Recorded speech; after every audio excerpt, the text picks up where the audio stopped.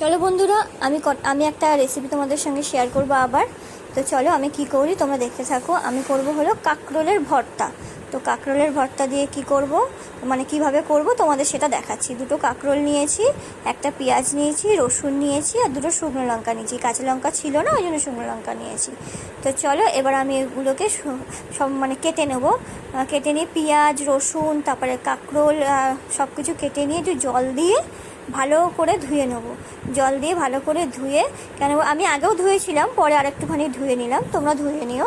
তো ধুয়ে নিয়ে আমি কড়াইতে আমি জল দেব। কড়াইটা বসিয়ে দিলাম, ননস্টিকের কড়াই বসিয়েছি, ওই জন্য এত কালো লাগছে, তোমরা একটুখানি বুঝে নিও। তো আবার আমি জল দিয়ে খানিকটা জল দিলাম। খানিকটা জল দেওয়ার পর তোমরাও পরিমাণ মতন জলটা দিও।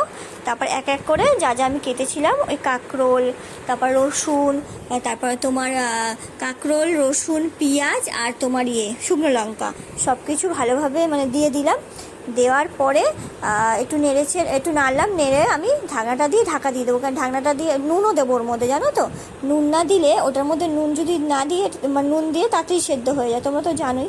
ওই জন্য নুনটা দিলাম যাতে তাড়াতাড়ি সেদ্ধ হয়ে যায়। তারপরে আমি একটা ঢাকনা দিয়ে ঢেকে রাখবো। তারপর ঢেকে রাখার পরে তারপরে কিছুক্ষণ পর আমি আবার দেখবো যে সেদ্ধ হয়ে গেছে কিনা। আমার ওটা সেদ্ধ হয়ে গেছে, বেশি সেদ্ধ করবে না, একটুখানি কাঁচা কাঁচা থাকলেও ভালো লাগবে। তো আমি একটুখানি একটা মিক্সি জার নিলাম, জার নিয়ে তার মধ্যে ঢেলে দিলাম, দিয়ে ওটাকে ঠান্ডা করবে। ঠান্ডা করার পর পেস্ট করবে। পেস্টটা এমনভাবে করবে, একটু মিহি করবে যাতে কোনো দানা থানা না থাকে। তারপরে আমি তারপরে আবার কড়াই বসালাম, কড়াইটাকে একটু গরম হতে দিলাম। দেওয়ার পর দেখছিলাম কড়াইটা গরম হয়েছে কিনা। তো কড়াইটা গরম হয়ে যাওয়ার পর একটু তেল দিয়ে দেবো। তেল দিয়ে ফোড়ন দেওয়ার জন্য আমি কিছুটা দেবো কালো জিরে ফোড়ন দিয়ে, তারপরে যেই পেস্টটা আমি বেটেছিলাম ওই পেস্টটা ঢেলে দেবো।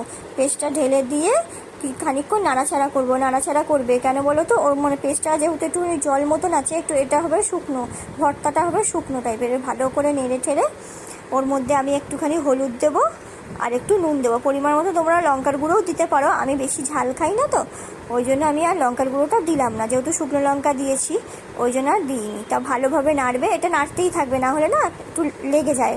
নেড়ে ছেড়ে জলটা যেই দেখবে একটু মজে গেছে, জলটা মজে যাওয়ার পরে তারপরে আমি একটুখানি ওর মধ্যে চিনি দেবো। চিনি দেওয়ার পর এটাও একটুখানি মিষ্টি মিষ্টি ভালো লাগে, ওই জন্য একটু চিনি দেবো। তোমরা পরিমাণ মতন চিনিটা দিয়ে নিও। তো চিনিটা দেওয়ার পরে আমি একটুখানি নাড়াচাড়া করবো। নাড়াচাড়া করার পরে আমার ভর্তা রেডি। তো চলো গরম ভাতে খেয়ে নাও। Tata, bye bye.